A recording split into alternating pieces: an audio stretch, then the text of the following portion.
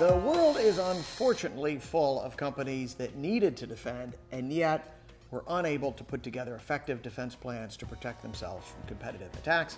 Let's take a look, though, at 6 companies that come immediately to mind. Starting off with Motorola. Motorola was the company that invented the cell phone back in 1973. Let's take a look at the numbers.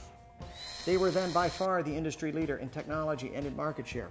They were quickly overtaken by competitors: Nokia, Sony Ericsson, iPhone, and all of the rest.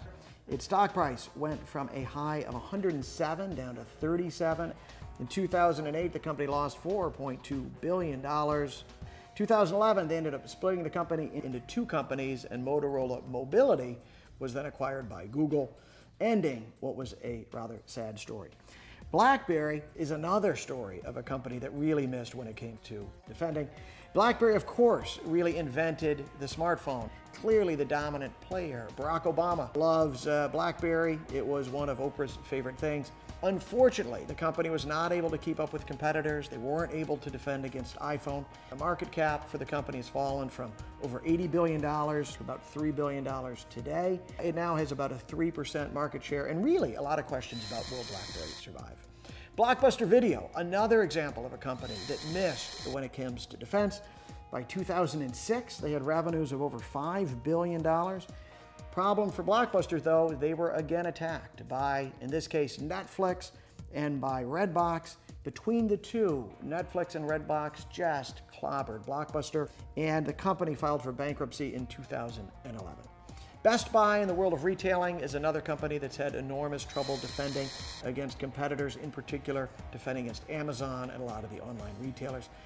Best Buy is a huge player globally in electronics. They have 167,000 employees, over $50 billion in revenue.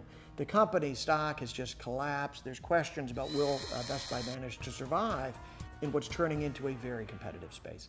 Finally, if you look at packaged goods, the world of yogurt provides a really vivid example of this. In this case, General Mills and Dannon are the 2 companies that really were not able to defend very effectively, and the attacker, of course, Chobani and Fage, 2 new entrants with Greek yogurts. Chobani is now the largest brand of yogurt in the United States. They've got sales of over $700 million. What's amazing is that as Chobani grew, Dannon and Yoplait, General Mills' brand, really did very little in terms of defense. In all of these cases, what's happened is that very successful established players have stumbled when encountering strong new competitors.